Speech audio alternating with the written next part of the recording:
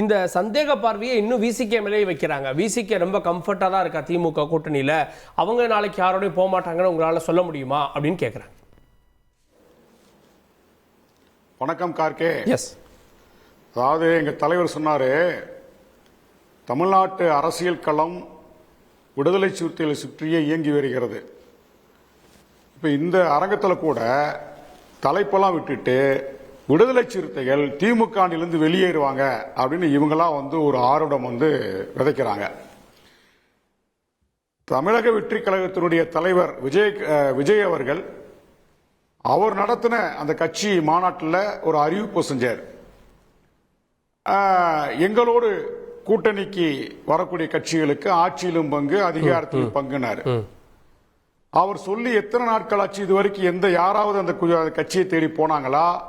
விஜயை சந்தித்தார்களா? கூட்டணிக்கு ஏதாவது ஏற்பாடு செய்தார்களா? எதுவுமே இல்லை. தமிழக வெற்றி கழகம் விரித்திருக்கின்ற கடையில் வியாபாரம் இல்லை, அங்க பொருள் வாங்குவதற்கு ஆட்கள் இல்லை. கடை திறக்கிறதா சார் சொல்லியிருக்காங்க. வியாபாரம் இதுல 20 விழுக்காடு வாக்கு அப்படி ஒரு வருஷம் இருக்கு.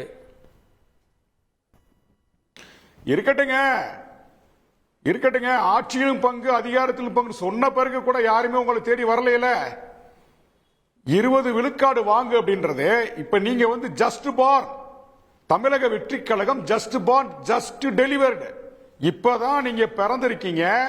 இனி தட்டு தடுமாறி தவழ்ந்து எழுந்து நடந்து அதுக்கப்புறம் ஓடணும். விடுதலை சிறுத்தைகள் தேர்தல் களத்துல நாங்க பெரிய பிளேயர் ஓடிட்டு இருக்கோம், ஓட்டப்பந்தயத்தில் ஓடிட்டு இருக்கோம், ரேஸ்ல நாங்க முந்தி ஓடிட்டு இருக்கோம். நீங்க இப்பதான் பிறந்திருக்கீங்க. இன்னும் எந்திரிச்சு உட்காரணும், தவக்கணும், அதுக்கப்புறம் நடக்கணும், அதுக்கப்புறம் தான் ஓடணும். அரவிந்த் கெஜ்ரிவால் அப்படியே சார் வந்தாரு, உண்ணாவிரதம் இருந்தாரு, கட்சியை தொடங்கினாரு, ஆட்சி அமைச்சார் சார். திமுக கூட்டணியில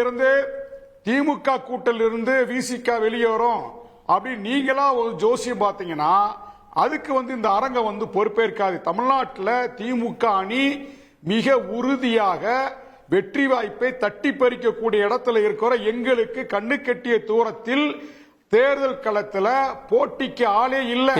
வெற்றி உறுதியாகிவிட்டது. ஏனென்றால் இன்றைக்கு 4 முனை போட்டி உறுதி செய்யப்பட்டு விட்டது. 4 முனை போட்டி தமிழக அரசியல் களத்தில் உறுதி செய்யப்பட்டு விட்டது. அதிமுக, பாஜக, தமிழக வெற்றி கழகம் தனித்து, நாம் தமிழர் கட்சி தனித்து. ஆனால் மெகா கூட்டணி உருவாக்கப்பட்டு கடந்த 3 தேர்தலிலும் வெற்றிக்கனியை தட்டி பறித்த திமுக 2026 வெற்றிக்கனியை தட்டி பறிக்கும். இல்ல தனித்து அப்படின்னு சொன்னீங்க, அந்த தனித்துன்ற முடிவு அவங்க எடுக்கிறதான சார். அவங்க எங்க தனித்து விடப்பட்டாங்க? நாங்க தனித்து நிப்போன்னு சீமான் சொல்றாரு, எங்க தலைமையில கூட்டணி அப்படின்னு விஜய் சொல்றாரு. அது அவங்க எடுத்த முடிவு தானே? இல்ல சீமான் என்ன சொன்னாருன்னா, சீமான் என்ன சொன்ன இப்ப வரைக்கும் நேத்து சீமானுடைய ஸ்டேட்மெண்ட், நாங்க மக்களோட தான் கூட்டணி, யாருடைய கூட்டணி அறிவிச்சிட்டாரு. அதே போன்ற நாங்க என்னன்னா, அதாவது பாரதிய ஜனதாவுடைய அரசியல் சித்து விளையாட்டுகளில் உருவாக்கப்பட்டு இங்கே இயங்கிக் கொண்டிருப்பதா நாம் தமிழர் கட்சியும் தமிழக வெற்றி கழகமும். இது பாரதிய ஜனதா என்கின்ற ஆலமரத்தின் சின்ன சின்ன கிளைகள். எந்த அடிப்படையில் சொல்றீங்க? எப்படியாவது திமுக கூட்டணி உடைக்கணும், திமுக வாக்கு வங்கியை சேதாரப்படுத்தணும் தான் இவங்க நோக்கம். அதனாலதான் விவாதத்துக்கு வரக்கூடிய அத்தனை பேர் நாம் தமிழர் எத்தனை வருஷமா இருக்கு? நான் என்ன சொல்றேன், நான் சொல்லி முடிச்சுக்கிறேன். இவங்க நாங்க செய்ய போறோம் சொல்லல. கார்கே நாங்க எங்க கட்சியோட கொள்கை கோட்பாடு இது அப்படின்னு தமிழக வெற்றி கழகம் சொல்லல. பாரதிய ஜனதா என்ன நினைக்கிறதோ, பாரதிய ஜனதா நோக்கம் என்ன, திமுக கூட்டணியிலிருந்து விசிக வெளியேறணும். அதே கருத்தை தான் இன்னைக்கு தமிழக வெற்றி கழகம் சொல்லுது. அப்ப இவங்களுடைய வாய்ஸ் யாருக்கானது, இவங்களுடைய குரல் யாருக்கானதா இருக்குது? எப்படியாவது திமுக அணியை உடைக்கணும். ஆனா தமிழ்நாட்டில் அரசியல் களத்தில் இவர்கள் நடத்துகின்ற எந்த சித்து விளையாட்டுகள் எடுபடாது.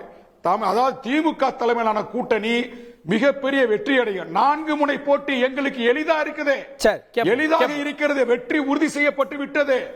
4 முனை போட்டி. கேப்போம் சிறிய குறுக்கீடு மட்டும். பாஜக இயக்குகிறது நாம் தமிழர் அப்படின்னு பார்வைக்கு இல்ல, நான் அந்த கேள்விதான் சகோதரர் பாவலன் அவர்கள்ட்ட கேட்கணும்னு நினைக்கிறேன். பாஜகவின் சிறு துளிகள் அப்படின்னு சொல்றாரு, எதன் அடிப்படையில் அதை சொல்றாரு நம்ம தெரிஞ்சுக்கணும். துளிகள் இல்ல, போற கிளைகள். போக்குல வந்து துளிகள் பாஜகவோடு இல்லம்மா, நாம் கிளைகள். தமிழர் கட்சியை தங்கச்சி, அது ஒப்பிடுவது வந்து என்பது கிளைகள். வன்மையாக 4 கண்டிக்கத்தக்கது. கிளைகள் அப்படின்றது. ஆமா, 4 கிளைகள்னா எதை வச்சு சொல்றீங்க? நீங்க எப்படி வெளிப்படையா நீங்க நாங்கள் பாஜக பேசுற அரசியல் தொடர்ச்சியாக நீங்க பேசுறீங்க. பாஜக கொண்டு வந்த அத்தனை திட்டங்களையும் இது நாள் வரைக்கும் ஒரு எதிர்த்து நிமிஷம், வந்திருக்கோம். தங்கச்சி, குறிப்பாக மக்கள் பாரதிய விரோத ஜனதா, திட்டங்கள் அத்தனையுமே பாஜக என்ன அரசியல் பேசுகிறதோ அதே அரசியல் நீங்க முந்தைய பேசுறீங்க. காலத்துல தந்தை பாஜகவோடு பெரியாரை கூட்டணி எதிர்க்கிறீங்க. வைத்தவர்கள் தமிழ்நாட்டுக்கு எங்களை விரோதமான பார்த்து அரசியல் இல்ல, பேசுறீங்க. ஒரு புள்ளியில வரேன். பாஜக சமூக நீதி என்ன அரசியல் கொள்கைகள் நிலைப்பாடு எடுக்குதோ, என்ன? பெரியாரை எதிர்க்கும் அரசியல் எடுக்கிறது, சீமானும் அதுதான் அதை நாம் எடுக்கிறார். தமிழர் கட்சி. அங்க இருந்து பாக்குறாங்க. பெரியார் அதுதான் எடுக்கிறாங்க. விமர்சனம் என்பது சமூக நீதி கொள்கையில் உங்க நிலைப்பாடு என்ன? ஒரு நிமிஷம். இடஒதுக்கீட்டுல உங்க நிலைப்பாடு என்ன? மும்மொழி கொள்கையில் நிலைப்பாடு என்ன? ஓகே, பதில் வாங்கி ஃபர்கானா. அதாவது வெளிப்படையா ஒரு பொது ஊடகத்துல உட்கார்ந்துட்டு போற போக்குல வந்து பாஜகவும் நாம் தமிழர் கட்சியும் ஒண்ணுன்னு சொல்றதுடைய நோக்கம் எனக்கு புரிந்து கொள்ள முடிகிறது.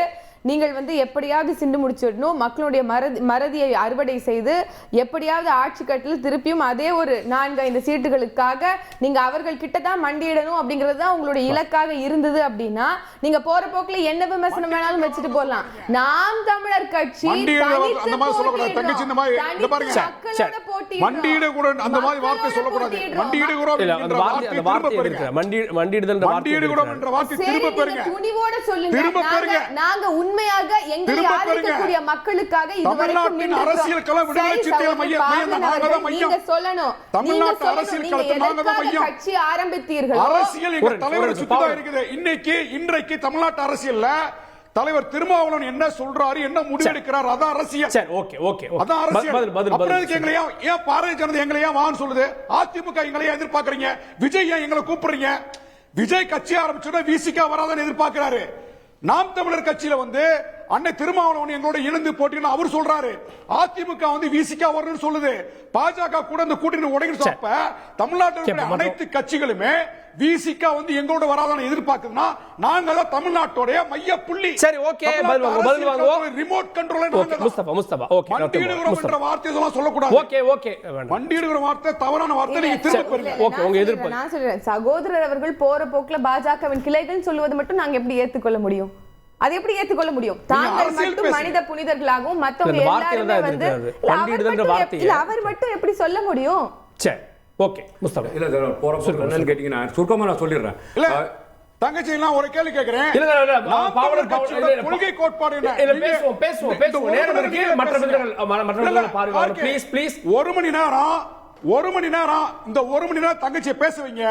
நான் தமிழர் கட்சியோட கொள்கை கோட்பாடு விளக்க சொல்லுங்க. சரி, கேப்போம் முஸ்தபா. இல்ல என்ன சார், என்னன்னு கேட்டீங்கன்னா சார், தமிழக வெற்றி கழகம் நேற்று பிறந்த குழந்தை சார், அவங்க வந்து பாத்தீங்கன்னா தனியா களத்துல நிக்கிறதுக்கு தயாராயிட்டாங்க. விடுதலை சிறுத்தை ஆண்டாண்டு காலமா அரசியல் பண்ணிட்டு இருக்காங்க. நாங்க வந்து பொது தலைவர் பேசுறாங்க. தனியா களத்தில் நிக்கிற துணிவு இருக்கா, திராணி இருக்கா, தைரியம் இருக்கா? அது கேள்விக்குறிதான். இன்னொன்னு கேட்டீங்கன்னா பாஜகவின் குழந்தைகள் பேசக்கூடிய என்ஐஏக்கு ஆதரிச்சு திமுக ஓட்டு போட்டாங்களே, விடுதலை சிறுத்தை என்ன பண்ணுச்சு? இஸ்லாமின் பார்த்து ஒரே ஒரு விஷயம் முடிச்சிடுறேன். நீங்க வந்து பாத்தீங்கன்னா ஆர்டிகல் 370க்கு அன்புமணி மாதிரி வெளிநடப்பு பண்ணாங்களே திமுக, அப்ப திருமாவளவன் நிலை என்ன யோசிச்சு பாத்தீங்களா? ஹெச் ராஜா வந்து ராம ஜென்ம பூமியா மாறுனாரு, அப்ப அரஸ்ட் பண்ணாம இருக்காங்களே, அப்ப திருமாவளவன் அவர்கள் நிலை என்ன யோசிச்சு பாத்தீங்களா? நீங்க தொடர்ச்சியாகவே போடி வரும்போது போன ஆட்சியில கருப்பு பலூன் விட்டு வெள்ளக்கொடையை கொண்டு போய் ஸ்டாலினோ உதயநிதி நின்னாங்களே, அப்ப விடுதலை சிறுத்தை சனாதனத்துக்கு எதிராக பேசக்கூடிய விடுதலை சிறுத்தையோட நிலை என்ன?